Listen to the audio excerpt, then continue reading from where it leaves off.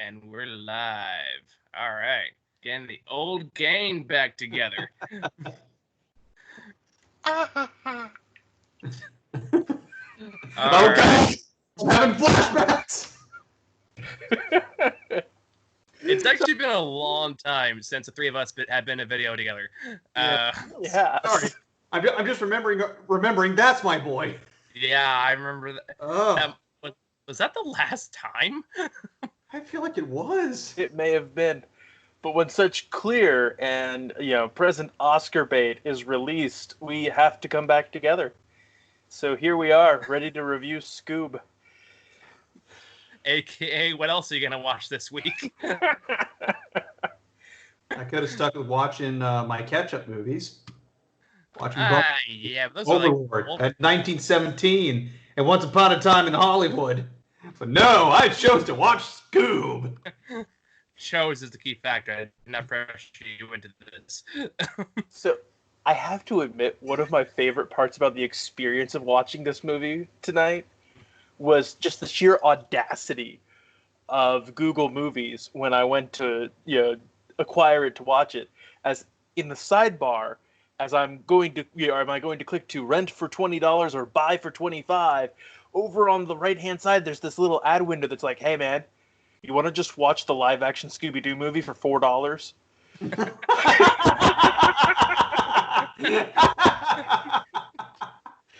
And I had a real moment where I'm like, I could watch that and try to make them think I'd seen Scoob. I think he was like, man, when Mr. Bean showed up, would have been kind of a dead giveaway. Man, James Gunn really lost his edge. All right. So, Scoob is the latest attempt at being a Scooby-Doo reboot and also the Avengers at the same time. Yeah. The Warner Brothers is really trying for that shared universe money. But it's not terrible. At least not as bad as I thought it was going to be. It was pretty subpar for me. But I didn't say it was good.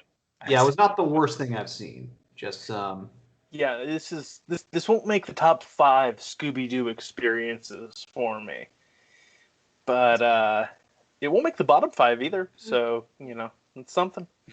How many are there? There are dozens of iterations of Scooby-Doo that have been done over the years. It's amazing. We all know number 1 though, the Island. Oh yeah. No, I'm kidding. Scooby-Doo 2. Was there one where they fought cat people or something? Yeah, that was Zombie Island. Oh, that was Zombie Island. All right, yeah. Then Witch's Curse, where that is number 2 just by virtue of the fact they had Tim Curry in there. That alone was worth so many points. I forgot Tim Curry was in that. The 13 Ghosts of Scooby-Doo. Oh, Vincent Price, how we miss you. Right. I just have this horrible image of like Scooby-Doo walking in on a castle and is hearing memories. They're pretty much doing that in the opening of this one. There wasn't even anything that happened yet. Right. Oh my god! Parts of the movie are already leaving my head. They did like one of those weird musical montage things, and Jasmine was like, "Yeah, I thought this thing," because my wife was watching this with me. She's like, "Man, I thought this thing was going to be in the 90s. And literally the first thing that pops up, show me the meaning of being lonely. Yeah, that felt like that whole montage felt like a huge flex from Warner Brothers. Like, look how many music licenses we have. I think to kind of address the elephant in the room. I like what's his name? Will Forte. Will Forte, thank you. Will Forte as a person and as an actor, I've heard him talk before. Like, seen him do interviews. He seems like a very nice, intelligent man. He is not Shaggy, and it's distracting how bad of a Shaggy impression it is. Yeah. And I feel bad because I could tell he's trying really hard. And I guess Matthew Lillard, is that? Matthew Lillard. Lillard. Okay, I was close. Matthew Lillard just totally got axed from this thing with not even consulted at all, because I guess he talked shit about the studio at one point. It was all in good fun, and he paid dearly for it. Yep. Like, I was introduced to Matthew Lillard through SLC Punk, and I really feel like if you have a starring role in that movie, you can talk shit about anything, and it should just be given a pass. I was introduced to him through Scream. Oh, okay. I still love that this movie comes out with that performance, and there is a gag in Looney Tunes Back in Action that has Matthew Lillard just talking to the animated version of Shaggy and Scooby, and Shaggy's pissed, and he's like, "You made me sound like a clown, man." And he's like, "I just wanted to capture your character." Sequel.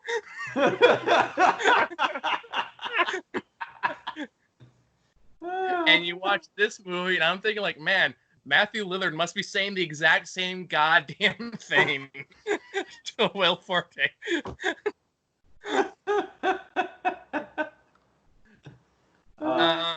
But like I said, I don't blame Will Forte for that. You could tell this was a studio call to like get as many recognizable names as they could into this thing.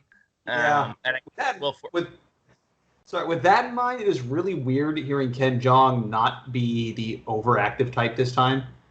Kim Jong works better when he's used sparingly. Yeah.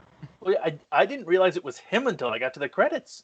Yeah, no, I knew Ken Jeong was him for for a while now, and I don't know, I did expect something wackier from him, I'm not gonna lie. Like he was Dynamite, wasn't he? Yeah. Okay, yeah. Also, another note for this movie. Oh God, Simon Cowell did play himself. The part that would make me laugh is like I felt like this was originally pitched as a Blue Falcon movie, like a passing the torch kind of thing, but they didn't trust the brand to have enough name recognition. So they said, like, let's throw all the Hanna-Barbera cartoons together, call it Scoob, and call it a day. Because 2 syllables are for suckers. Because, like, half the movie is about Blue Falcon and all the characters involved in that, played by Mark Wahlberg for some reason. Yeah, because he's supposed to be the son of the original Blue Falcon. And he's just... As a predecessor, he sucks. Or successor, there we go. Yeah. But, like, he takes a good chunk of the plot of this movie, because the whole thing is, like, there's these... Scooby and Shaggy have been working they've done all adventures familiar with them doing after you get the reboot My Pup Scooby-Doo. Was that what the series is called? Pup named Scooby-Doo, yeah. I was close. All right. Yeah, Wes, you and I were talking about this beforehand. Which I'm ashamed to say I watched a lot of when I was a kid. Oh, so did I. Yeah, I'm not proud of it. The show was fine. I just remember how they always had that recurring character, Red Herring, and Fred was just an idiot. And the one time he was like, I'm not going to blame him. And it's Red Herring. I knew it. Yep. My God, why do I suddenly remember that? I think it would have been a fantastic and terribly short fight scene to have the Blue Falcon versus the Red Herring. Mush. It's right up there with Bambi versus Godzilla. I still love that short. If you guys could track down that short, it's still amazing. If I can find my Godzilla, I think 1985 VHS, which I probably don't have anymore, because I remember they had it on there. Dude, I fucking have that. Nice. I know for a fact I have it. But anyway, then they decide that one day they get abducted by scorpion minions, and then they get sucked up into space, and suddenly it's Blue Falcon versus Dick Dastardly for the rest of the movie. Which is the one thing I will give this movie. I did genuinely enjoy Dick Dastardly from beginning to end of this movie. Yeah, no, he is very enjoyable. His robots, I think I would have loved to be like a fly on the wall when he was developing those robot minions, because he's like, yes, their forms. They'll have like an evil scorpion, and an evil wasp. That's good too, and a cute baby, and bowling pin. Like, he probably like watched The Big Lebowski one morning. It was like, this is gonna come in handy. That's oh no, dogs love to bowl. Because like, they didn't turn into absolutely everything. Like they had some distinct models they were using, obviously for budgetary reasons. But I'm just like, I would have loved for that to actually be the reasoning in the back of his mind. He's like, yes, wasp, scorpion, and bowling pin. Oh god, that's just sad. Right? Wonder Twin powers activate. Wow, that's lame even for us. He's like, yeah. Before bowling pin, he clearly thought of bowling ball. He's like, yes, but what if? To be fair, they did turn to bowling balls too. Well, yes, exactly. But the bowling ball makes more sense than turning it into a bowling pin. Like, if he was just like lonely and lazy and he just wanted to go bowling, and that's how that was his route. The first 9 of them could only turn into the bowling ball, and then when he made the 10th, he looked at them and went,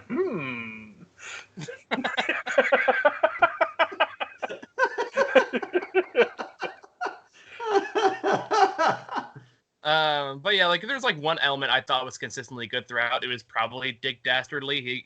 He got the most laughs out of me, or at least the one I most enjoyed watching. Call me Dick. Yeah, that was something I was joking around too, because they promoted the hell out of that joke before movie came out. It's like, hey guys, we got away with a dick joke, and we're gonna milk it for all it's worth. Michael, I don't know what I said. Yeah, no. I will milk that dick.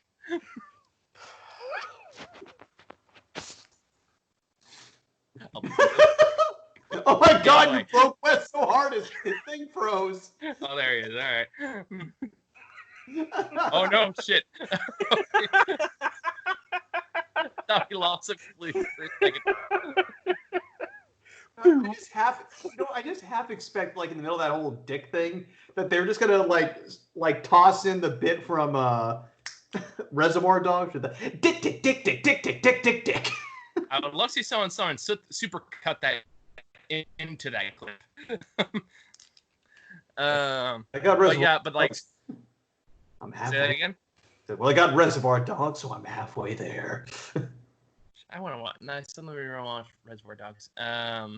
But yeah, I remember the point I was gonna make now. But it's like the joke I was making to you guys beforehand is like, kids are gonna think that's funny. They're not gonna know why, but they're gonna think it's. I mean, they're gonna say that to their parents a lot.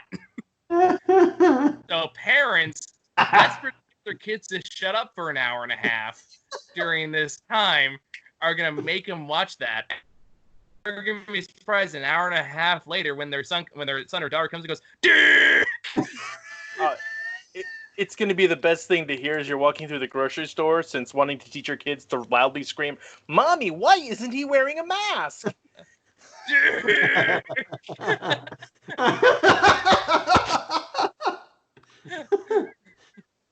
Mom saying like he has Tourette's. He has Tourette's. He means Richard. Richard! Dick. Wee.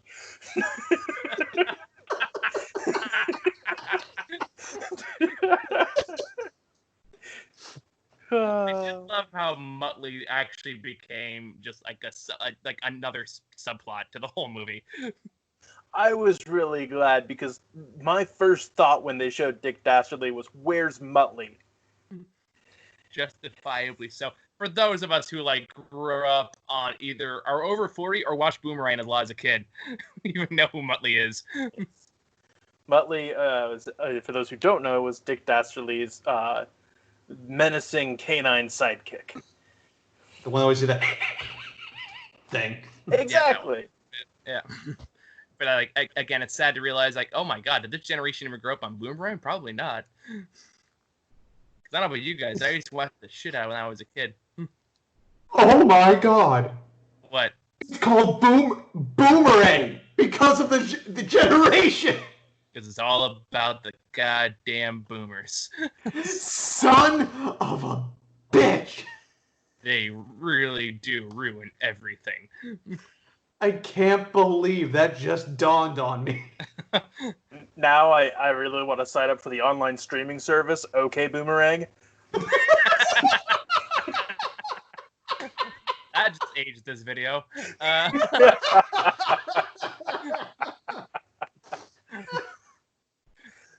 Like 5 years from now, I don't get it. Man, one of my students did that to me. I was like, but I'm a millennial. I keep I think forgetting. they were doing it jokingly, but it's like, ow, my pride. Oh, go ahead. Oh, nothing. I was gonna say, what do you guys think of the Scooby Gang? Acting was fine, but it's just, it was just, they were their characters for the most part. It's kind of what you expect, except it doesn't have that charm from the original series. No, definitely not. Yeah. Well, and they changed up Velma a bit. And the who she's voiced by again, I can't remember her name. Gina Rodriguez. Yes. And they had her use one non-English word, and that's the diversity quota for the whole team. One word is Spanish. Well done, Warner Brothers team. Our work is finished. Right? Are the woke progressive? May I refer you to your subsidiary, CW? No! We are diverse! Most diverse! Quiet! We will release the Snyder Cut in all the white people! Oh, man. You referenced CW, now I really want them to do a gritty live-action reboot of Scooby-Doo on the CW. Dude, I would fucking watch the shit out of that. Oh. They lean in hard on silliness. You haven't read the comic, have you? No. You haven't read the Zombie Apocalypse Scooby-Doo comic? I have not. There is a Zombie Apocalypse Scooby-Doo comic. That's a good reminder to audiences. Watch my Snagglepuss video. Chill! Hey, it's my channel. I have to. Vertical advertiser! I'm like perpetually broke. I'm just trying. That being said, actually, if you do want like some of the best stuff use the Hanna-Barbera license in years, I honestly read the DC comics, any of them, because what they do with Snagglepuss is kind of amazing, and what they do with the Flintstones is goddamn genius. Because like I don't think did I tell you about this, Grant? There's a bit of a tangent. We'll get back in the movie in a second. Snagglepuss one, yeah. The Flintstones one had like one of the main conceits is that marriage is seen as taboo between a man and a woman. So like they'll have marriage ceremonies and have these protesters come up, and one of the signs says 1 man plus 1 woman equals too many problems. Oh my god. And like another one says like 1 man and woman, that's forever, that's too weird. Let's all go back to the sex cave the way it used to be. And then it ends, and then the way the subplot ends is brilliant. It's like this just priest character comes and he goes like, guys, if people want to get married, that's their choice. It's what they want to be. Let people who love each other be with each other. And then 2 guys come up and go, we want to get married too. And the priest goes, whoa, whoa, whoa.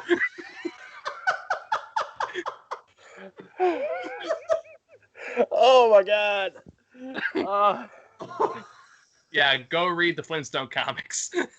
This just reminds me to let everyone know that, of course, comics have never been about politics. Yeah. Well, Except always. One. That one involves Snagglepuss as a gay playwright back in the McCarthy era. All right. Really good. Anyway, my first plug / tangent aside. Yeah, like honestly, like it really was kind of weird just how much the Scooby Gang was sidelined in their own movie. Did you guys notice that? In retrospect, yeah, it's a little weird. Obviously, I didn't really care that much. That's why I don't think I really noticed. Well, I was just like in the movie long enough for you to care. Yeah, well, just the movie in general. It's just like, Oh, yeah. thank God this is only an hour and a half. Let's get this over with. Well, and I think part of it is just the weak portrayal of the Scooby Gang in this movie. Like, Yeah. all of them, They didn't want to portray Daphne in her frequently classic role of being probably the most useless member of the team. Which they did kind of do in the beginning, where they just was kind of funny, just like, there's classic Daphne. But then the framing device puts Shaggy and Scooby in that role. Yep. Yeah. There's a shipping couple. Shaggy and Scooby. Scabby. Anyway. Ew. It's what would happen. Anyway. Sorry, I got lost train of thought there.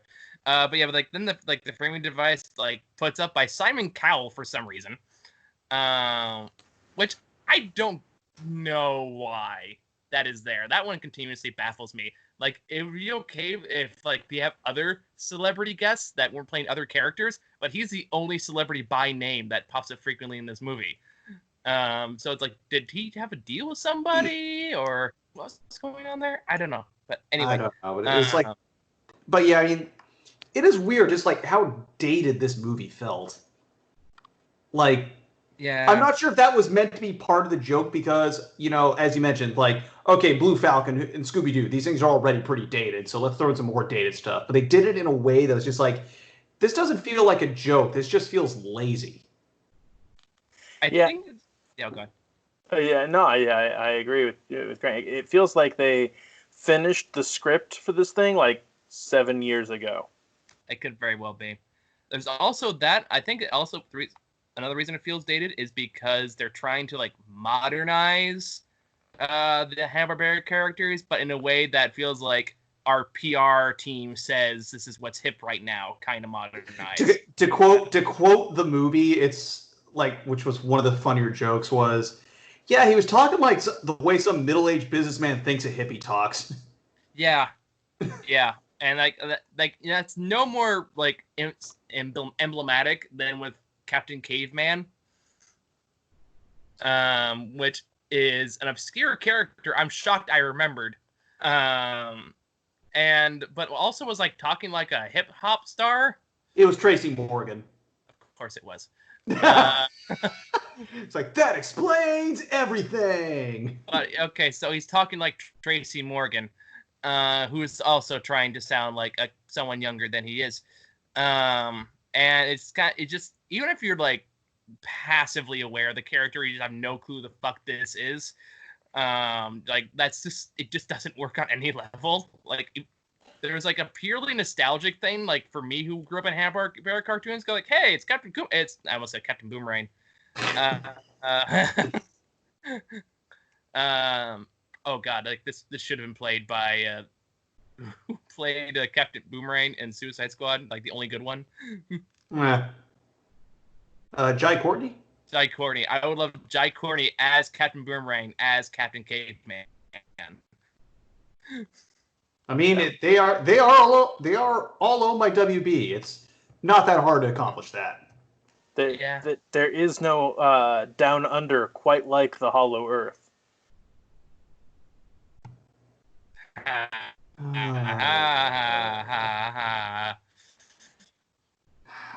Yeah, I will say this though. The movie did give me some really good. I like the Easter eggs that they had. Those gave me some moments of joy, like the Hong Kong Phooey arcade game, seeing the Hex Girls poster. Yeah. Yeah. Yeah, and there's some jokes that genuinely made us laugh. I'm having trouble remembering them right now, but I know they existed. The middle-aged businessman one was one of them. Like I said, I kind of got to laugh at this. Okay, when they first found Scooby, that moment where they just let him off because it was some stupid, ridiculous reason, that kind of made me laugh. If he has a middle name, the law doesn't apply. Yeah. It's like, well, if he has a middle name, we can't prosecute him for damages. I don't know how the law works, but just is the way it is. 5 minutes later, they catch a guy in the haunted house, and I'm sitting there going, man, if only that guy had a middle name. Yeah. What's your middle name? Oh shit! That one also kind of made me laugh too. It's like, if that guy just stayed in the closet and didn't move, he probably would have been fine. Although I think it's the most Californian thing that Scooby got let off of crime for having the middle name Doobie.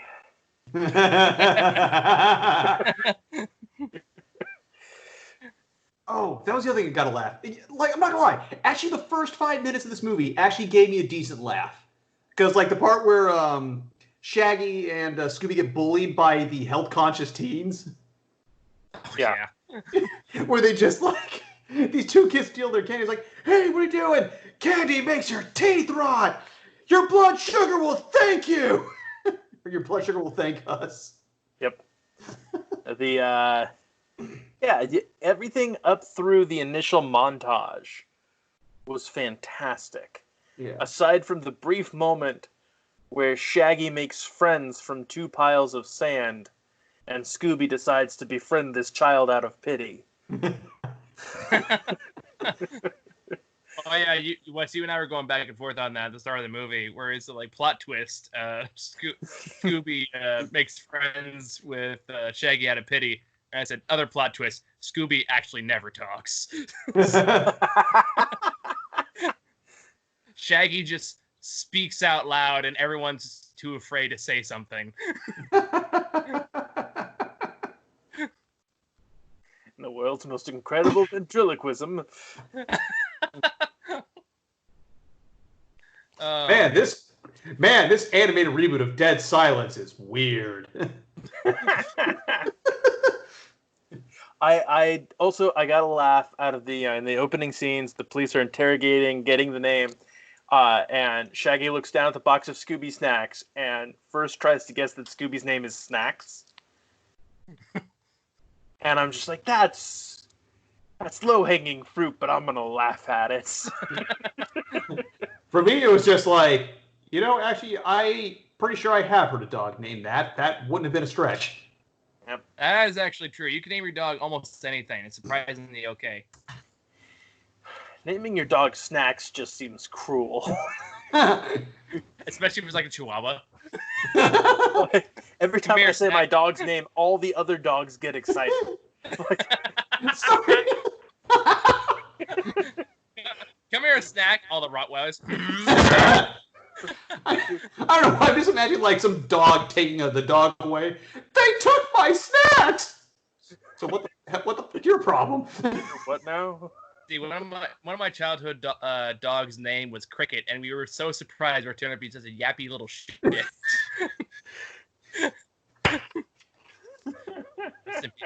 Great dog.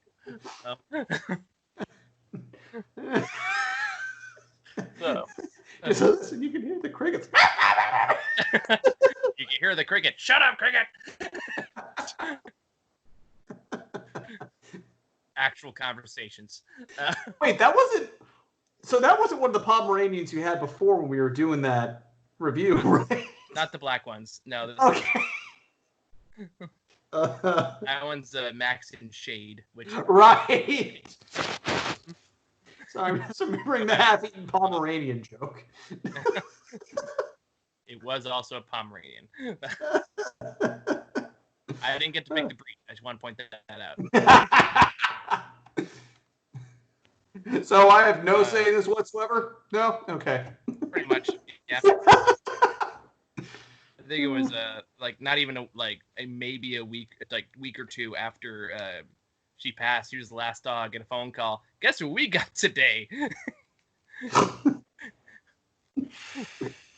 God, I remember I had a similar call where it's like, guess what, Grant? We got a new dog.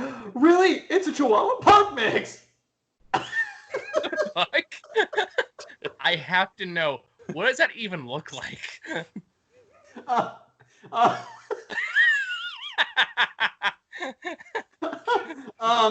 That's all you get.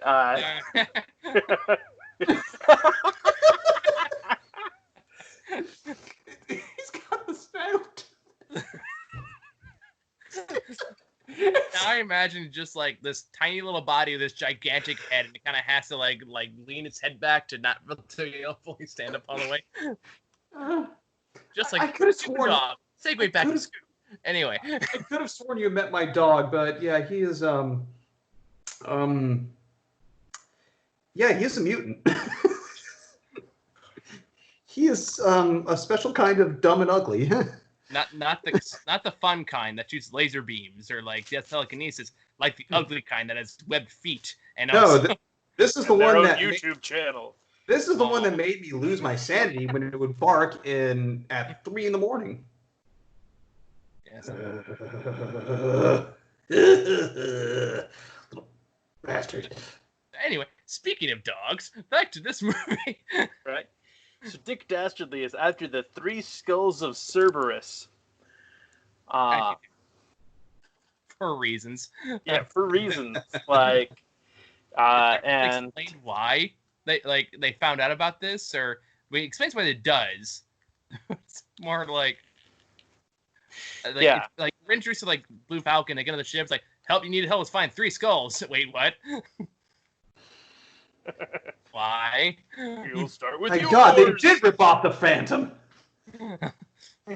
Oh, there was one other joke we laughed at was in the movie. Like I said, Blue Falcon is like the son of the original Blue Falcon. And there's a part he's talking to Shaggy. He says like, "You can have this gift basket, including like this, and this, and my dad's autobiography. There was no Falcon around." Oh yeah, and my autobiography, just Falcon around. By the way, I found a picture of the dog. All right, let's do it. Oh my God! Truly a stunning work of human science. This was once a wolf. A majestic hunter of nature. Sugar and spice and everything nice. Oh shit! There goes the human. Chemical X in there anyway. Oh God, it's a dog. I don't know what to say, except it's a thing. It speaks for its own existence. It's okay. Yeah. Readers spent all this time wondering if they could and never stopped to ask if they should. Like you ever see like a Chihuahua Golden Retriever mix? Do you wonder, wow? I have seen a Corgi German Shepherd mix. I've seen that one. Any Corgi mix looks like a Corgi in disguise. Yeah. German Shepherd with stubby legs. So someone unlocked the DLC for a new skin for their corgi. Yeah. Oh man. Oh God, sorry. No, you first. No, I was just gonna say, do we have anything to add about Scoob at this point, or are we just talking about dog breeds? No, I mean that's just how little interest we have in this movie. I think. Yeah. It's a really, at the best, it's meh. It's actually kind of it felt kind of sweet sometimes, but then it just, no, it's generic. If I go through the grocery store later this week and I just hear some good kid go "Dick," it will have been worth it. Yes, absolutely. I now know. Not like when I'm close to him, like he's in the toy aisle and I'm at the entrance and I just hear "Dick" from across the store. Well, I just know that if I hear this, I will have to, and you should also feel compelled to immediately accompany it with the Scooby-Doo laugh. Uh-huh. And that kid is just going to light up, and the parent is just going to get more annoyed. Rick. No. Dick. Rick. Dick with a D. Oh, God. Yep. Sorry, just quiet, Billy. Put your mask on. No, not the double mask!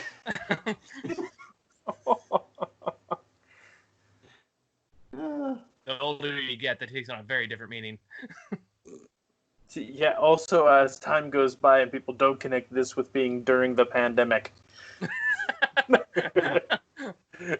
I've dated this review. Oh, man.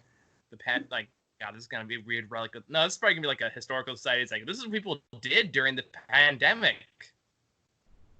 Skype I know, not a whole lot, but did they use this time to like create scientific achievements? Did they use this to better themselves and get into the best shape of their lives? They use this to help others in amazing ways? No, I'm talking about Scooby-Doo. Still more comfortable than the back of a Honda. You're not wrong. That Honda is no more, by the way. Oh, sorry. That's okay. Yeah, In the arms of man. the Michael, can you imagine how much fun it would have been to add a Lyft driver to this review?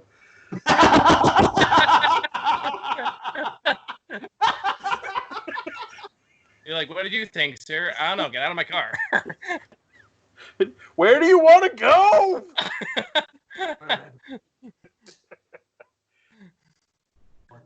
All right, Wes, your final thoughts.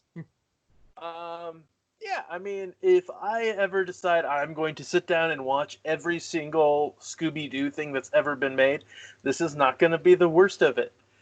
Yeah. It is also not the best of it. It's a solid Yeah, no, I pretty much agree with that. All right, cool. So I think that's all we got for Scoob. What's the other movie that came out in Netflix that was supposed to be in theaters? Lovebirds, I think. Oh yeah, the Kumail Nanjiani one. Yeah, that one comes out on Friday, so I'll check that one out. And like I said, guys, if there's any movie, old or new, that we didn't get a chance to check out, please let me know. We're desperate for things to do. So, and I'm looking to procrastinate from writing, so please help me out and give me stuff to do. Yeah,